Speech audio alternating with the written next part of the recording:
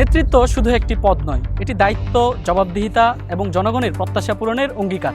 একটি জনপদের নেতৃত্ব, সঠিক নেতৃত্ব নির্বাচন অনেকাংশে নির্ভর করে সেই জনপদের ভবিষ্যতের উপর। সেই জনপ্রত্যাশা থেকে কিশোরগঞ্জ প্রেসের বিশেষ আয়োজন মসনদে আপনাদের স্বাগতম।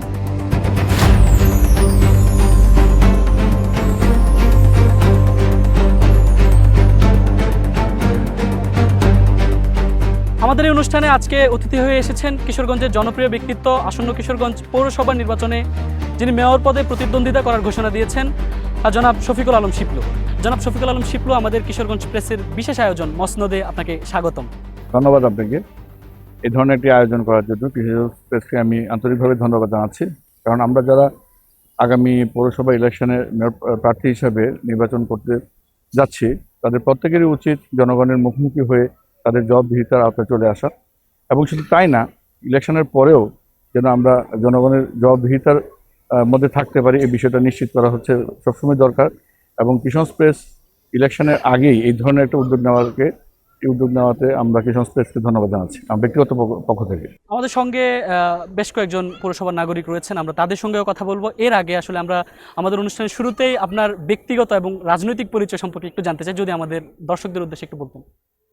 ব্যক্তিগতভাবে বলতে আমার নাম মোহাম্মদ শফিকুল আলম শিপলু। আমার পিতা ছিলেন কিশোরগঞ্জ জেলা সদরের সংসদ সদস্য মরহুম আলমগীর হোসেন সাহেব। আর ব্যক্তি জীবনে আমি আলমগীর হোসেন সিটির ব্যবস্থাপনা পরিচালক হিসাবে কর্মরত আছি, এবং তাছাড়াও আরও অনেকগুলো প্রতিষ্ঠান আছে যেগুলো আমি পরিচালনা করছি। আর রাজনৈতিকভাবে আমি বিএনপির রাজনীতিতে সম্পৃক্ত ছিলাম, বাট 2012-তে আমি বিএনপির রাজনীতি থেকে সরে আসছিলাম পারিবারিক এবং ব্যবসায়িক কিছু কারণে। এই বিষয়টা যদি পরে আপনারা জানতে চান আমি অবশ্যই বলবো। তবে এই হচ্ছে আপাতত আমার পরিচয়, এবং আগামীতে আমি কিশোরগঞ্জ পৌরসভাবাসীর জন্য কিছু কাজ করতে যাচ্ছি। আমার নিজস্ব যে অভিজ্ঞতা আছে সেই অভিজ্ঞতাকে কাজে লাগিয়ে কিশোরগঞ্জ পৌরসভার উন্নয়নে আমি ভূমিকা রাখতে যাচ্ছি। অনেকেরই রাজনীতিতে আসা, রাজনীতিতে আগমন, এটা অনেক ধরনের টুইস্ট হয়ে থাকে। আপনার আসলে বিএনপির রাজনীতিতে আসা এবং বিএনপির রাজনীতিতে আপনার যাত্রাটা কিভাবে, এটা যদি একটু সংক্ষিপ্ত করে আমাদের বলতেন। বিএনপির রাজনীতিতে আপনারা তো জানেন, আমার বাবা মরহুম আলমগীর হোসেন সাহেব কিশোরগঞ্জ জেলার সংসদ সদস্য ছিলেন, এবং জাতীয় পার্টির উনি জেলার সেক্রেটারি ছিলেন। পরবর্তীতে বাবা মারা যাওয়ার পর আমার চাচা আসছিলেন বিএনপি রাজনীতিতে, এবং আমরাও তখনই ওই বিএনপি রাজনীতির সঙ্গে সক্রিয় হই। এবং পরবর্তী সময় এখন পর্যন্ত, যদিও বিএনপি থেকে আমরা পদত্যাগ করছি, বাট এখন পর্যন্ত বিএনপির দলীয় যে কর্মসূচি যেগুলো আছে এগুলো এবং ইলেকশনগুলোতে সক্রিয় আমরা ভূমিকা পালন করে থাকি। বিএনপি হচ্ছে আমার একটা আদর্শের দল। আমি সবসময় বিএনপি করি। আমরা দল থেকে পদত্যাগ করার পরেও কিন্তু আমি অন্য কোনো দলে অংশগ্রহণ করিনি। আমি ওইভাবে চুপচাপ ছিলাম, যেহেতু আমাদের পারিবারিক কিছু ঝামেলা ছিল। আপনারা হয়তো জানেন, আমাদের পরিবারটা আসলে আমলাতান্ত্রিক একটা পরিবার। আমাদের পরিবারের অনেক সদস্যই উচ্চপদস্থ কর্মকর্তা আছেন, যারা ওই রাজনৈতিক কারণে বিভিন্ন সময় আমার কারণে তারা হ্যারাসমেন্টের শিকার হচ্ছিল। তারপরে আসলে কি আমি চিন্তা ভাবনা নিয়েছিলাম, ঠিক আছে, আপাতত দল থেকে পদত্যাগ করি, বাট দলীয় অ্যাক্টিভিটির সঙ্গে সম্পৃক্ত তখন থেকে ছিলাম আর কি। আর এখন তো আছি। শিপলু ভাই, এরই মধ্যে আসলে কিশোরগঞ্জ পৌরসভা নির্বাচনে মেয়র পদে প্রার্থিতা করার ঘোষণা দিয়েছেন। আমরা যদি একটু ছোট করে জানতে চাই, আসলে কেন মেয়র পদে নির্বাচন করতে আপনি আগ্রহী, আসলে কেন আসতে চান এই নেতৃত্বে? স্পেসিফিক্যালি আমি যে বিষয়টার জন্য আসতে যাচ্ছি সেটা হলো, আমি এই পৌরসভার যে বেহাল যে অবস্থা আছে, বিশেষ করে আমরা এখন যে জায়গাটাতে বসে আছি সেই জায়গাটা আপনি যদি আশপাশগুলো তাকিয়ে দেখেন, এটা কিন্তু হওয়ার কথা ছিল না। কারণ কিশোরগঞ্জ পৌরসভা কিন্তু প্রায় 200 বছর পুরনো একটা পৌরসভা। এই পৌরসভার ডেভেলপমেন্ট আরও অনেক বেশি হওয়া উচিত ছিল, এবং নাগরিক সুযোগ সুবিধাগুলো আরও বেশি নিশ্চিত হওয়া প্রয়োজন ছিল। কিন্তু সেই কাঙ্ক্ষিত লক্ষ্যে কিন্তু আমরা যারা ছিলেন তারা হয়তো ওই পর্যায়ে ওইভাবে চিন্তাও করেন নাই, বা কাজগুলো আমরা সেই সুবিধাগুলো পাই নাই। তো আমি চাচ্ছি যে আমি আগামীতে যদি ইলেকশনে নির্বাচিত হতে পারি, তখন হয়তো আমার যে অভিজ্ঞতা আছে সেই অভিজ্ঞতার বাস্তব প্রতিফলন আমি পৌরসভাতে ঘটাবো, এবং এখানকার যে মানুষের নাগরিক যে অধিকারগুলো আছে সেগুলো সুনিশ্চিত করার জন্য কিন্তু আমার পৌরসভায় আসা। এরই মধ্যে আসলে ধাপে ধাপে বেশ কয়েকজন জনপ্রতিনিধি পৌরসভার দায়িত্বে ছিলেন। আমরা যদি আসলে একটু জানতে চাই, বর্তমানে পৌরসভার নানাবিধ সমস্যা রয়েছে। বর্তমানে আসলে কিশোরগঞ্জ পৌরসভার যে সমস্যাগুলোর মধ্যে অন্যতম বড় সমস্যা আসলে আপনি কোনটিকে মনে করছেন? এখানে মূল সমস্যা সমস্যা অনেকগুলো আছে। আমি ইলেকশন ম্যানিফেস্টোতে ইতিমধ্যে ঘোষণা করেছি 22টা পয়েন্ট বিষয়ে আমি গুরুত্ব দিয়েছি। এর মধ্যে সবচেয়ে প্রধান যে সমস্যাগুলো মনে হচ্ছে সেটা হলো যানজট এবং জলাবদ্ধতা। এই দুটো হচ্ছে মেইন সমস্যা আমাদের। এবং এই দুইটা সমস্যার সমাধানের জন্য আমি কিন্তু আমার নিজস্ব একটা পরিকল্পনা আছে। যদি আপনি জানতে চান সেটা আমি হয়তো জনগণের সামনে বলতে পারি যে কীভাবে আমি এটা দূর করতে চাচ্ছি। তো যদি প্রথমেই আপনি যানজটের কথা বলেন, যানজটটা আমি যেভাবে চাচ্ছিলাম যে যানজট যদি নিরসন করতে হয় সেক্ষেত্রে আমাদের যে মানে আমাদের বর্তমানে যে দুইটা রোডই তো আছে, নদীর নরসিংদী নদীর এই পারে একটা আর নরসিংদীর ওপারে একটা, এই দুটো রোডই হচ্ছে আমাদের মেইন রোড। কিন্তু এটার মধ্যে যে ক্রসিং যে রোডগুলো যে বিগত সরকারের আমলে যে কাজগুলো হয়েছিল এগুলো কিন্তু একটা কানেকশন পায় না অন্য রোডগুলোতে, যার ফলে আমরা কি সেই সুবিধাগুলো পাচ্ছি না। এই সুবিধাগুলো নিশ্চিত করতে হবে, বিকল্প রোড করতে হবে এবং রোডগুলোকে প্রশস্ত করতে হবে। আর পাশাপাশি যানজটগুলো মূলত কি কারণে হচ্ছে এই বিষয়টা আপনি তো হয়তো একটু লক্ষ্য করলেই বুঝতে পারবেন। এখানে দেখা গেছে যে আমাদের পার্কিং এর জায়গায় যত্রতত্র গাড়ি পার্কিং, অটো, অবৈধ অটো, অবৈধ বলেন আর বৈধই বলেন না কেন, বিশেষ করে পৌরসভার লাইসেন্সপ্রাপ্ত যে অটোগুলো আছে এর থেকে বেশি অটো আসছে ইউনিয়ন থেকে। ইউনিয়নের যে অটোগুলো আছে ওটা যদি আমরা একটা সার্টেন এরিয়া পর্যন্ত নির্দিষ্ট করে দিতে পারি এবং জনসংখ্যার অনুপাতে আমাদের কি পরিমাণে অটো আমাদের কিশোরগঞ্জ এই পৌরসভার ভিতরে প্রয়োজন সেটা যদি ফাইন্ড আউট করে যদি ওই পরিমাণের লাইসেন্স আমরা প্রদান করি সেক্ষেত্রে এটা একটা জরুরি ভূমিকা রাখবে। আর দ্বিতীয়ত হচ্ছে পার্কিংয়ের যে ব্যবস্থা আছে, দেখেন আমরা কিশোরগঞ্জ শহরের ভিতরেই বেশ কয়েকটা ক্লিনিক অথবা ডায়াগনোসিস সেন্টার আছে যেখানে বাইকগুলা তারা এখানে রাস্তায় রাখে অথবা অটোগুলা এই ক্লিনিকের সামনেগুলো রেখে যানজটগুলো তীব্র করতেছে। ওদের জন্য যদি আমরা আলাদা পার্কিং একটা ব্যবস্থা করে দিই, ধরেন আপনি হয়তো বলতে পারেন যে পার্কিংটা কীভাবে করবে। আমি এটা চিন্তা ভাবনা আছে যে আমাদের যে পৌরসভার অন্তর্গত যে জায়গাটুকু আছে যে বিশেষ করে নদীর পাশে এখানে আমরা আসলে মানে হাই রাইজ বিল্ডিং করে দুটা ধরেন আপনার পার্কিং লটের জন্য যদি আমরা দুটা দিয়ে দিই যেটা ইজারার মাধ্যমে ওই আমরা দিয়ে দিতে পারি, এতে পৌরসভার একটা ইনকাম বাড়বে এবং পাশাপাশি ওই গাড়িগুলো যেগুলো আছে সেগুলো ওই পার্কিং লটে চলে যাবে এবং এর উপরে অংশটুকু যেটা আছে এটা হকার্সদের জন্য যদি আমরা বরাদ্দ দিয়ে দিতে পারি তাহলে দেখা গেছে যানজটটা অনেকাংশে নিরসন হয়ে যাবে। কারণ হকার্সরাও কিন্তু জায়গা অনেকটুকু দখল করে, অনেক জায়গা দখল করে ওরা কিন্তু ব্যবসা বাণিজ্য করে, যেটা মাঝখানে আপনি দেখেছিলেন যে কিছুদিন আগে এটা নিয়ে অনেক বড় ধরনের একটা গণ্ডগোল হয়েছিল। তো এই বিষয়গুলো আসলে চিন্তা করার বিষয়, এখন চিন্তা করার সময় এসেছে এবং এটাকে সলভ করারও সময় এসেছে। আমি ভাবতেছি যদি আমি হতে পারি তো সেক্ষেত্রে এই বিষয়টাকে প্রায়োরিটি দিয়ে আমি কাজ করব। এরপরে আসতেছে আপনার জলাবদ্ধতা, যেটা জলাবদ্ধতা দূরীকরণের ক্ষেত্রে আমাদেরকে প্রথমে যেটা করতে হবে সেটা হচ্ছে যে আমাদের এই যে নরসুন্দর নদীটা যেটা আছে সেটা কিন্তু নদীটা আমাদের একটা আশীর্বাদ স্বরূপ। এই নদীটা যদি আমরা প্রবাহমান করতে পারি তাহলে সেক্ষেত্রে আমাদের এই যে ড্রেনেজ যে ব্যবস্থা আছে ওই ড্রেনেজ স্লোপটা যদি আমরা এই নদীতে ফেলতে পারি এবং পানি প্রবাহ ঠিক থাকে তাহলে আমাদের পরিবেশও ঠিক থাকবে এবং জলাবদ্ধতার নিরসন মানে অনেক ক্ষেত্রেই সমাধান হয়ে যাবে বলে বিশ্বাস করি। আপনি আপনার ম্যানিফেস্টোর কথা বলছিলেন, নির্বাচনী ইশতেহার, এর মধ্যে আমরা 22 দফা একটা ইশতেহার দেখেছি আপনি যেটি প্রকাশ করেছেন। আসলে আমরা একটু ছোট করে জানতে চাই পৌরবাসী, কিশোরগঞ্জ পৌরবাসী কেন আপনাকে ভোট দেবে সেটি যদি একটু বলতেন। কিশোরগঞ্জ পৌরবাসী কেন আমাকে ভোট দিবে সেই বিষয়টা, এখন দেখেন কিশোরগঞ্জ শুধু পৌরসভা না, আমরা যারা পলিটিক্স করি ম্যাক্সিমামই দেখা গেছে যে রুট লেভেলে আমরা পলিটিক্স করতেছি, মিছিল মিটিং দলীয় কর্মসূচিতে অংশগ্রহণ করতেছি এবং আলটিমেটলি আমরা হয়তো কেউ এমপি হতে যাচ্ছি, কেউ মেয়র হতে যাচ্ছি, কেউ উপজেলা চেয়ারম্যান হতে যাচ্ছি, কেউ কাউন্সিলর হতে যাচ্ছে। বাট আমি ওইখানে যাওয়ার পর তারপরে আমাকে চিন্তা করতে হচ্ছে আমি কি কাজ করব, যেটা একটা পৌরসভা বলেন, এমপি বলেন, কাউন্সিলর বলেন, যেই বলেন না কেন ওইটা কিন্তু তার ওখান থেকে সে অটোমেটিকলি জানতে পারে কি কাজগুলো কাকে করতে হবে। কিন্তু কোনো ক্যান্ডিডেট দেখবেন না আগে থেকে ঠিক করে যাচ্ছে যে আমি এই কাজটা করবো। আমার বেলা আমি একটু ব্যতিক্রম চাচ্ছি যে আমি সমস্যাগুলো ফাইন্ড আউট করে তারপরে আমি ওই চেয়ারে বসতে যাচ্ছি। কারণ আমার ব্যক্তিগত উদ্যোগে কোনো কিছুই একক উদ্যোগে করা সম্ভব না, বা রাজনীতি করলেও যদি কোনো আপনার পোস্ট থাকে দলীয় পোস্ট এটাতেও সম্ভব না, একমাত্র প্রশাসনিক পোস্টে পারে শুধুমাত্র এই প্রবলেমগুলো সলভ করার জন্য। সেক্ষেত্রে আমার ধরেন পৌরসভার একজন মেয়রের সঙ্গে ডিসি মহোদয় বলেন, পুলিশ প্রশাসক বলেন বা অন্যান্য ডিপার্টমেন্টের সকলে একটা ভালো একটা আন্ডারস্ট্যান্ডিং থাকে, তো উনি যখন কথাটা বলবে গুরুত্ব সহকারে তখন কিন্তু এই কাজটা আদায় করাটা খুব সহজ হবে আমাদের জন্য। এটা মূল বিষয়। এবং আপনি যে প্রশ্ন করছিলেন যে কেন আমাকে ভোট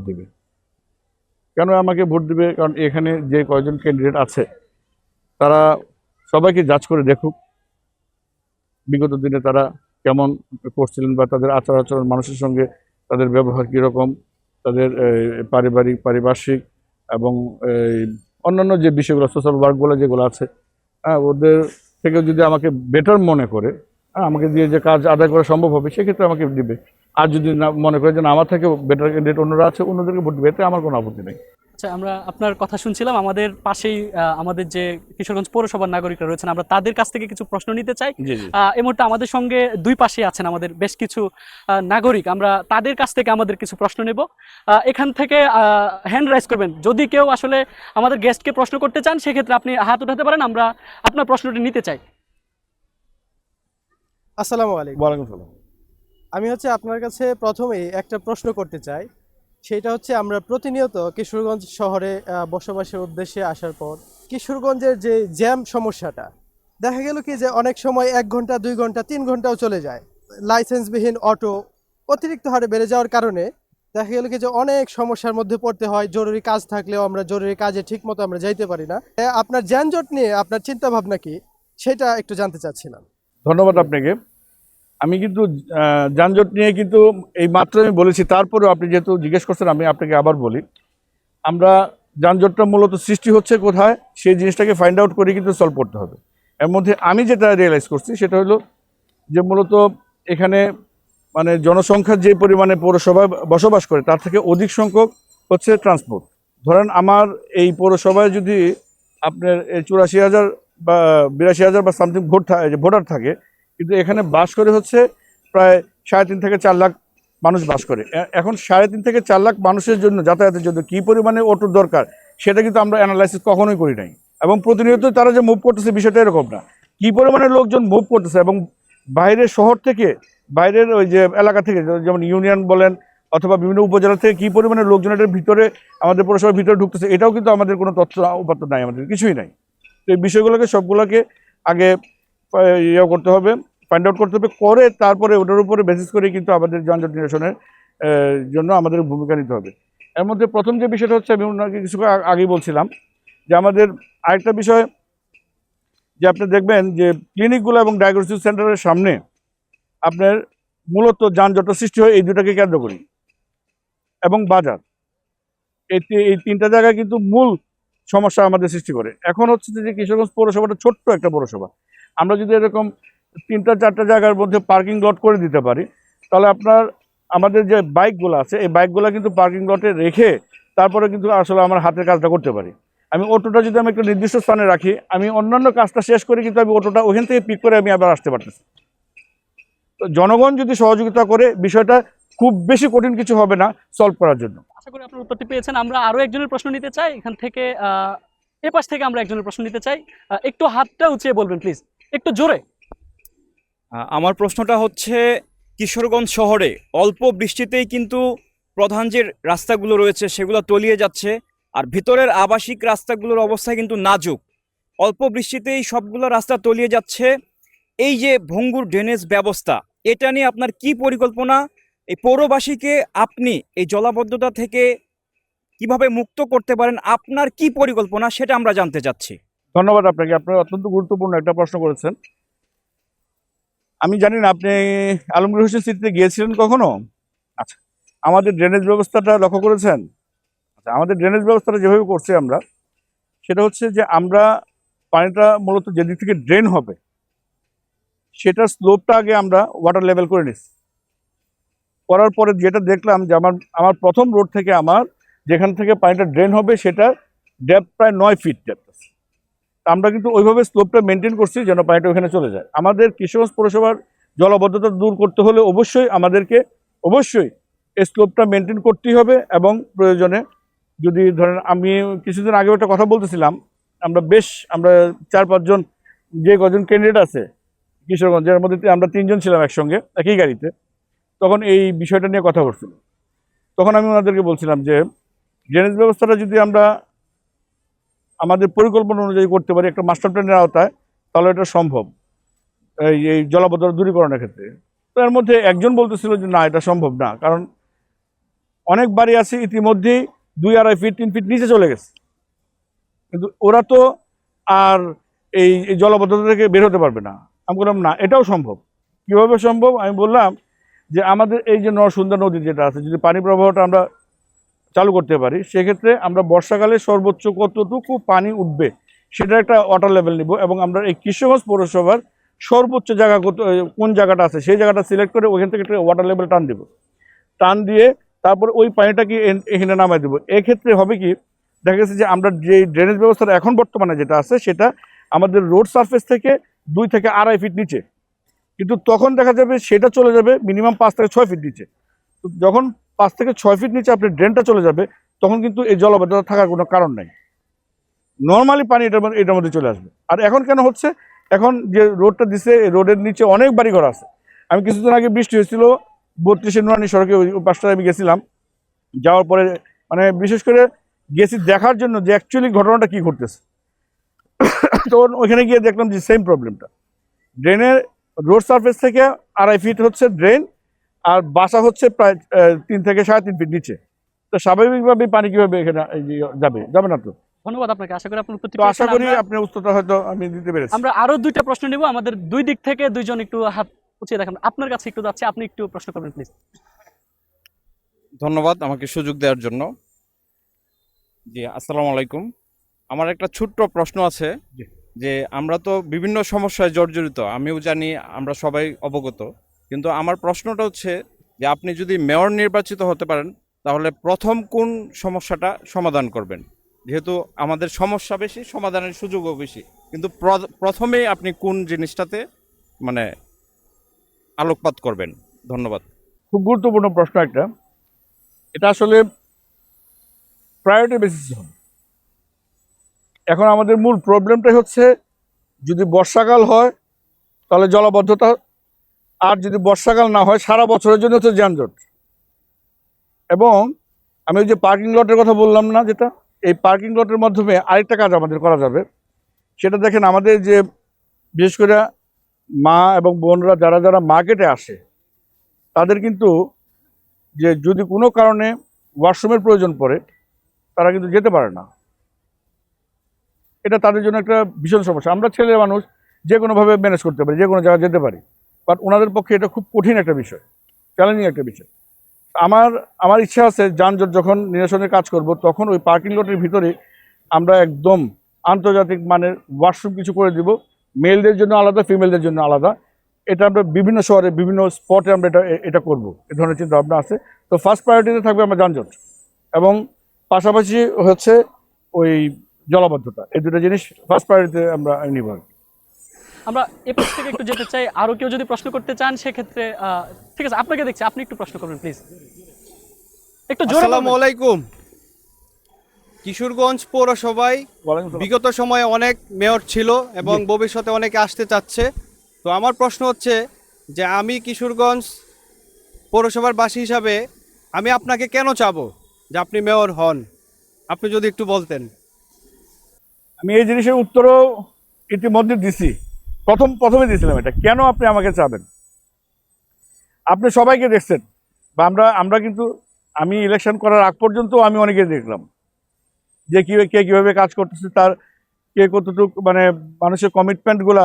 বিশেষ করে আমি ব্যক্তিগতভাবে আমার যদি লসও হয়ে থাকে, আমি কখনো কমিটমেন্ট ব্রেক করি নাই, আমার এই জীবনেও করি নাই, এবং ভবিষ্যতেও করবো না। এটা হচ্ছে আমার প্রত্যয় একটা। তো ইনশাল্লাহ আপনারা ভরসা রাখতে পারেন, আমি যে কমিটমেন্টগুলো আমি এই ম্যানিফেস্টো দিয়েছি, এটা বাজেট থাকুক না থাকুক, যে কোনো মূল্যে আমরা এই অর্থ সংস্থান করব। ব্যক্তিগতভাবেও যদি আমার কিছু করতে হয় আলাদাভাবে, সেটাও আমি করব ইনশাল্লাহ। আপনারা হতাশ হবেন না, আমি আমার কমিটমেন্টের শতভাগ বাস্তবায়ন আমি করব। ধন্যবাদ আপনাদের। আমরা আবারও আমাদের অতিথির কাছে ফিরতে চাই। আমরা আরো কিছু প্রশ্ন আমরা রেখেছি আপনার জন্য। আপনার রাজনৈতিক জীবন নিয়ে আপনি বলছিলেন এর আগে, আমরা এখন পর্যন্ত আসলে যতটুকু জানতে পেরেছি যে আপনি বিএনপি ঘরানার পরিবার থেকে বড় হয়েছেন এবং বিএনপির সাথে দীর্ঘদিনের রাজনৈতিক সম্পর্ক আপনার, কিন্তু এরই মধ্যে আসলে আপনি বিএনপি থেকে পদত্যাগ করেছিলেন। আসলে পদত্যাগ করার কারণটা কি ছিল? পদত্যাগ করার কারণ হচ্ছে আমাদের পারিবারিক কারণটা সবচেয়ে বড় বিষয় এখানে। কারণ আমার ইমিডিয়েট ছোট অনেকে আছে যারা প্রশাসনের অনেক ঊর্ধ্বতন কর্মকর্তা, এবং তাদের হাজব্যান্ডও আছে এখন অনেকেই, যারা দেখা গেছে যে মানে আমি বিএনপি রাজনীতি করার কারণে তাদের বিভিন্নভাবে তাদেরকে প্রেশারাইজ করা হয়েছে, বিভিন্নভাবে। ইভেন এমন কথাও বলা হয়েছে যে আত্মীয়তা তো ছাড়া যাবে না, সম্পর্ক কম রাখি। যখন আমার খুব নিকট আত্মীয় আমার কানের কাছে যখন এই কথাটা বলবে, স্বাভাবিকভাবেই আমার কাছে খারাপ লাগাটাই স্বাভাবিক, এবং আমি সেই কাজটাই করেছি যে দল থেকে সাময়িক যদি পদত্যাগও করে আমি, সেক্ষেত্রে মানে দলের প্রতি আমার টান বা আকর্ষণ কোনো অংশে কমে যাবে না। আচ্ছা, এর মধ্যে পদত্যাগের বিষয়টি সামনে এনেছেন, আবারও কি বিএনপিতে ফেরার কোনো ইচ্ছা আকাঙ্ক্ষা আছে কিনা? এই বিষয়টা হচ্ছে যে অবশ্যই দল, যেহেতু বিএনপি করি, বিএনপির সমস্ত কর্মকাণ্ডের সঙ্গে আমি সম্পৃক্ত আছি, বা বিভিন্ন প্রোগ্রামে বিভিন্ন ইলেকশনে দল যদি মনে করে যে না আমি আসলে দলের উপকার হবে, সেক্ষেত্রে দল যদি ডাকে অবশ্যই যাবো না কেন, 100% যাবো। দলের বাইরে ছিলেন, পদত্যাগ করেছিলেন, এরপরেও বিএনপির যে বিভিন্ন রাজনৈতিক কার্যক্রম সেগুলোতে আপনি নিয়মিত ছিলেন এবং সেই কার্যক্রমগুলো চালিয়ে গেছেন। সেক্ষেত্রে আমরা একটু আসলে আপনার কাছে ব্যাখ্যা জানতে চাই যে পুনরায় আবারও ইলেকশনের আগে কিংবা ইলেকশনের মধ্য দিয়ে বিএনপিতে আবারও পুনরায় সক্রিয়, রাজনৈতিকভাবে সক্রিয় হওয়ার ব্যাপারে ব্যাখ্যাটা জানতে চাচ্ছি। আবার কিভাবে সক্রিয় হবেন, সেই পদ্ধতিটা কিরকম হবে? এটা আসলে যে বিষয়টা, সেটা হলো ধরেন বিএনপি তো মনে প্রাণে বিএনপি করি আমরা, যতই দূরে থাকি না কেন, কিন্তু মন তো এই বাংলাদেশ জাতীয়তাবাদী দলের জন্য সবসময় কাঁদে। এখন দলের যে সিনিয়র কর্মকর্তারা যারা যারা আছেন বা রাজনীতিবিদরা আছেন, ওনারা যদি ভাবে যে না ঠিক আছে, সে তো দীর্ঘদিন রাজনীতি, যে বিএনপি রাজনীতিতে সক্রিয় ছিল এবং তাকে আমাদের দলের জন্য প্রয়োজন, সেক্ষেত্রে ওনাকে ওয়েলকাম জানালে আমি অবশ্যই ওনাদেরকে সাড়া দিব। এবং পরবর্তীতে যে বিষয়টা হচ্ছে, মানুষ যদি মানুষের কাজ করতে চায়, সেক্ষেত্রে কিন্তু ব্যক্তিগত উদ্যোগই যথেষ্ট। আমি আমার নিজ উদ্যোগে আমি যে পরিমাণ মানুষের সাহায্য সহযোগিতা করেছি, এটা রাজনীতি করেও অনেক সময় দেখা গেছে যে এটা করা সম্ভব হয় না। তারপরেও দল যেহেতু এখন একটা ক্ষমতায় আছে, দলীয় অ্যাক্টিভিটিস যেহেতু আমরা সম্পৃক্ত আছি, এখন দলে যদি আবার পুনরায় ফিরতে পারি, সেক্ষেত্রে মানুষের উপকার হবে। আমার ব্যক্তিগত, আমি কোনো কিছুই চাই না দলের কাছে, বা কোনো আপনি বলতেও পারবেন না আমি ব্যক্তিগতভাবে কোনো রাজনৈতিক দলের পরিচয় দিয়ে কোনো সুবিধা আদায় করছি বা আদায় করার জন্য কাউকে বলছি, কখনোই না। জি, ধন্যবাদ আপনাকে। আমরা আসলে একটু ব্যতিক্রম প্রশ্নে যেতে চাই, সেটি হচ্ছে আমরা দেখেছি যে জুলাই আন্দোলন সেটি আসলে তরুণদের অংশগ্রহণে সবচেয়ে বেশি প্রভাবিত হয়েছে। অর্থাৎ আমাদের ভোটের বড় একটি অংশ, ভোটারদের বড় একটি অংশ জেনজি ভোটার। আগামীতে আপনি যেহেতু পৌরসভা নির্বাচনে অংশগ্রহণ করতে যাচ্ছেন, মেয়র পদে প্রতিদ্বন্দ্বিতা করার ঘোষণা দিয়েছেন, এই তরুণদের নিয়ে, আমাদের পৌরসভার তরুণদের নিয়ে আপনার বিশেষ কোনো পরিকল্পনা আছে কিনা? অবশ্যই।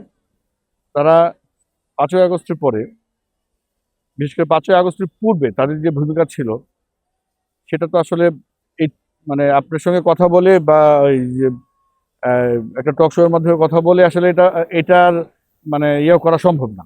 তাদের ভূমিকাটা ছিল তো অগ্রণী ভূমিকা ছিল, এবং বিশেষ করে মানে ঘটনাটা এরকম ঘটেছিল যে আসলে দেশ বিনির্মাণের ক্ষেত্রে ওদের ভূমিকা ছিল অগ্রণী। এবং সেই বিষয়টা হচ্ছে যে তাদেরকে নিয়ে আমার একটা ব্যাপক পরিকল্পনা তো অবশ্যই আছে, কেননা তারা সবসময় চিন্তা করে যে ভালো কিছু নিয়ে চিন্তা করে। তো সেই দিক থেকে যদি তারা বিবেচনা করে যে শিবলু ভাই মানে শিবলু ভাইকে দিয়ে পৌরসভার আগামী উন্নয়ন করানো সম্ভব, সেক্ষেত্রে তাদেরকে পাশে নিয়ে আমি কাজ করতে চাই। আর বিশেষ করে 5ই আগস্টের আগে এখানে যারা যারা নেতৃত্বে ছিলেন, আপনারা যদি তাদের সঙ্গে একটু যোগাযোগ করেন, কথা বলেন, তাহলে অবশ্যই জানতে পারবেন যে এর মধ্যে আমার ভূমিকা ছিল কি ছিল না, অবশ্যই জানতে পারবেন। ধন্যবাদ আপনাকে। আমি চাচ্ছি যে ওদেরকে নিয়ে আগামী পৌরসভা যেন সুন্দর এবং সুশৃঙ্খলভাবে চালাতে পারি, এবং একটা সুন্দর পৌরসভা যেন সকলের কাছে উপহার দিতে পারি, সেই প্রত্যাশা ওদের কাছে আমার সবসময় থাকবে। তাদের কাছে আমার প্রত্যাশা এটাই, তারা যেন আমাকে সার্বিকভাবে একটু সহযোগিতা করে। আপনার প্রত্যাশার কথা বলেছেন, আমরা একটু জানতে চাই যে যদি আপনি আসলে সেক্ষেত্রে নির্বাচিত হন, দুর্নীতি বড় একটি সমস্যা বর্তমানে আমাদের সমাজে, দুর্নীতি রোধে আসলে আপনার ব্যতিক্রমী কোনো পরিকল্পনা আছে কিনা? দুর্নীতি রোধে আমাদের যে ম্যানিফেস্টোটা দিয়েছি, এর মধ্যে এটা আসলে সিস্টেমের মধ্যে এনে দুর্নীতি কমাতে হবে। এরকম তো প্রশাসনিক যে বিষয়গুলো আছে, সেখানে তো আমি তো নিজেই থাকবো, কিন্তু এর বাইরেও কিছু বিষয় থাকে। ধরেন ওয়ার্ড ভিত্তিক যখন কাজ হয়, তখন এটা সুপারভিশন করার জন্য যে লোকবল থাকে সেটা পর্যাপ্ত না, বা কোনো না কোনোভাবে ওরা ভাইস্ট হয়ে তারপরে দেখা গেছে যে এই কাজগুলোর মান সঠিকভাবে করা যায় না। দুর্নীতিটা কিন্তু এখান থেকেই শুরু হয়। অথবা দেখা গেছে যে কোনো না কোনোভাবে পৌরসভার যারা দায়িত্বে থাকেন ওরা ওই কন্ট্রাক্টর বলেন বা অন্য যারা যারা আছে তাদের সঙ্গে কোনোভাবে সম্পৃক্ত হয়ে গিয়ে এই দুর্নীতিটা কিন্তু শুরু হয় এখান থেকেই। তো আমার পরিকল্পনার মধ্যে যেটা আছে সেটা হলো যে আমরা প্রতিটা ওয়ার্ডের এরিয়া অনুযায়ী, যে এরিয়াতে ছোট সেটাতে এক বা একাধিক আমরা দিলাম, এই একটা কমিটি করে দিব, যে কমিটির মধ্যে হয়তো দেখা গেছে যে এলাকার সর্বজন গ্রহণযোগ্য একজন সিনিয়র ব্যক্তি থাকবে, এলাকার এই যে কাউন্সিলর থাকবে, সাংবাদিকরা থাকবে, যদি ইঞ্জিনিয়ার থাকে এই এলাকার সংশ্লিষ্ট একজন ইঞ্জিনিয়ার থাকবে, বিভিন্ন শ্রেণী পেশার লোকজন থাকবে, ওদেরকে নিয়ে একটা ওয়ার্ড কমিটি করব, যেটা আপনার পৌর মেয়রের অ্যাডভাইজারি কমিটি হিসাবে কাজ করবে। এতে সুবিধাটা হবে কি, আমরা যখনই একটা পৌরসভার ভিতরে কোনো কাজ করাতে যাব যে এলাকায়, ওই এলাকার লোকজন যখন সম্পৃক্ত থাকবে তখন কন্ট্রাক্টর ইচ্ছা করলেও কাজের মান আপনার খারাপ করতে পারবে না, যেটা সুফল আমরা সরাসরি এই আপনার ওই ওয়ার্ডের লোকজন পাবে। আমরা অনুষ্ঠানের একেবারে শেষ পর্যায়ে রয়েছে। আমরা আরেকটি প্রশ্ন নেব আপনার কাছ থেকে, সেটি হচ্ছে আসলে নানা প্রতিবন্ধকতা আপনার এই শহরে, এত প্রতিবন্ধকতার মধ্যে আসলে আপনার 22 দফা একটা ইশতেহার আমরা দেখেছি, সেই ইশতেহারে আপনি আসলে কতটুকু অটল থাকতে পারবেন? নাগরিকদেরও প্রশ্ন নিশ্চয়ই এটি। আমি চেষ্টা করবো 100% থাকার জন্য, কারণ আমি জানি না আপনি আমাকে ব্যক্তিগত কতভাবে চিনেন, কিন্তু আমার সঙ্গে যারা এই পর্যন্ত মানে বিভিন্নভাবে বিভিন্ন কাজ করেছে তারা কখনোই বলতে পারবে না আমি কোনো কমিটমেন্ট থেকে পিছিয়ে আসছি। আমি শতভাগ চেষ্টা করব। বাকিটা হচ্ছে অবশ্যই পৌরবাসীকে, মানে আমি না, শুধু যে কোনো মেয়রই হোক না কেন, যেই হোক না কেন, তাকে সার্বিকভাবে সহযোগিতা করতে হবে। আদারওয়াইজ যে প্রবলেমগুলো আছে এই প্রবলেম থেকে আপনি উত্তরণের কোনো পথ খুঁজেই পাবেন না। ভাই, যেটি বলছিলাম, আসলে আমরা অনুষ্ঠানের একেবারেই শেষ পর্যায়ে রয়েছি, আসন্ন পৌরসভা নির্বাচন সামনে। নির্বাচনকে সামনে রেখে কিশোরগঞ্জ পৌরবাসীর উদ্দেশ্যে আপনার কোনো বার্তা বা আপনার কিছু বলার আছে কিনা? অবশ্যই কিশোরগঞ্জ পৌরবাসীর কাছে আমি প্রত্যাশা করি আপনারা আমাকে সার্বিকভাবে সহযোগিতা করবেন, আমি যেন আমার পারিবারিক ঐতিহ্য যেটা ধরে রাখতে পারি, এবং পাশাপাশি আমার বাবা এবং চাচারা যেভাবে গণমানুষের সঙ্গে মিলেমিশে কাজ করতে চেয়েছিলেন, হয়তো ওনাদের স্বল্প আয়ুর কারণে হয়তো ওনাদের কাজগুলো যেগুলো বাস্তবায়ন করতে পারে না, সেই সকল কাজগুলো আমরা বাস্তবায়ন করতে চাচ্ছি। তো আপনারা আমাকে সহযোগিতা করবেন, ইনশাল্লাহ আমি আপনাদেরকে অবশ্যই ভালো কিছু উপহার দিব সেই প্রত্যাশা রাখি। এবং আগামীতে যদি ইলেকশন নির্বাচিত হতে পারে সেক্ষেত্রে আপনাদের সকলকে নিয়ে সুন্দর একটা পৌরসভা আপনাদেরকে উপহার দেবো, এটাই আমার প্রত্যাশা আপনাদের কাছে থাকবে। ইনশাল্লাহ দেখা হবে আবারও, আপনাদের সার্বিক সহযোগিতা চাই। ধন্যবাদ। চিত্র ভাই, আপনাকে অসংখ্য ধন্যবাদ আমাদের মূল্যবান সময় দেওয়ার জন্য। সেই সাথে আমরা আমাদের পৌরসভার নাগরিকদের ধন্যবাদ দিতে চাই, তারা আমাদের সাথে দীর্ঘক্ষণ ছিলেন। দর্শক, এবার সময় হয়েছে বিদায় নেবার। কিশোরগঞ্জ প্রেসের বিশেষ এই আয়োজন মসনদ আপনারা দেখছিলেন আমাদের সঙ্গে। আমরা আবারও হাজির হব নতুন কোনো পর্ব নিয়ে আপনাদের সঙ্গে। ততক্ষণ আমাদের সঙ্গেই থাকুন। কিশোরগঞ্জ প্রেসের যেই ফেসবুক পেজ রয়েছে সেটির সঙ্গে যুক্ত থাকুন, কিশোরগঞ্জ প্রেসের ইউটিউবের সঙ্গে যুক্ত থাকুন। ততক্ষণ আপনারা ভালো থাকবেন, সুস্থ থাকবেন। সবাইকে ধন্যবাদ জানিয়ে আজকের মতো এখানেই বিদায় নিচ্ছি।